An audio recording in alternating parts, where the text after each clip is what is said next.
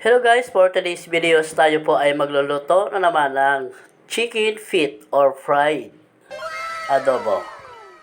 So yun guys, ito na po yung ating picture. Papakita ko muna kung paano magproseso. Magpainit na po tayo guys ng kawali. Gisahin na po natin ang ating bawang sibuyas. Ayan po. Ang binili ko po guys ng chicken ay almost 50 pesos lamang po ito. Kaya ginayat ko po, hinati ko po sa gitna kasi malaki po yung ating chicken feet. Ayan na guys. Kahit paulit-ulit lang po tayo sa pagluluto, pero I'm sure lalo pa po natin pasarapin ang ating bawat niluluto.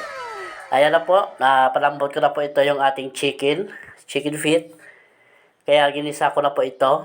Kaya yun po ang gagawin nyo guys. Step by step lamang po ang pagproseso. Paano po pasarapin ang ating bawat niluluto. Ayan, nagisa na po natin.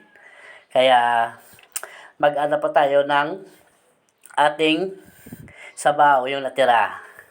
So yun, kulong-kulo na po guys. Medyo malambot na po ito guys. Saka mag-add na po tayo ng ating Sprite.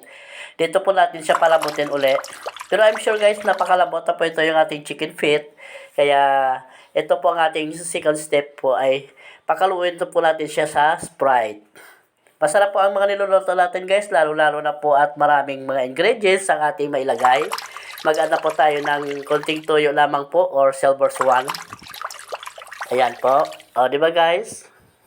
Nakalimutan ko nga maglagay dito ng dahon ng laurel. Pero I'm sure masarap pa rin kahit wala siyang dahon ng laurel.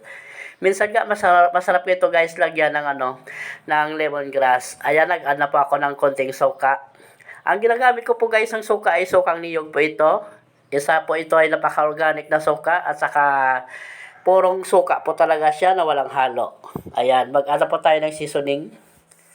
So yun po. Mayroon na rin po ito ng oyster sauce. Nilagay ko na po pala. Ayan, mag-add rin po tayo ng black pepper or paminta. Pinong-pino. Ayan, tsaka konting sugar lamang po. At mag-add rin po tayo ng siling haba. Ginayat-gayat ko po ito guys para po yung kanyang anghang ay nanonood. Ayan, mag-add rin po tayo ng dahon ng onion leaves. So yun po, kulong-kulo na po. Ayan, di ba guys, napakabango talaga. Kaya sundan nyo lamang po ito ang ating step by step sa pagluluto. Kaya hanggang dito lamang po ang aking munting video. Maraming salamat again.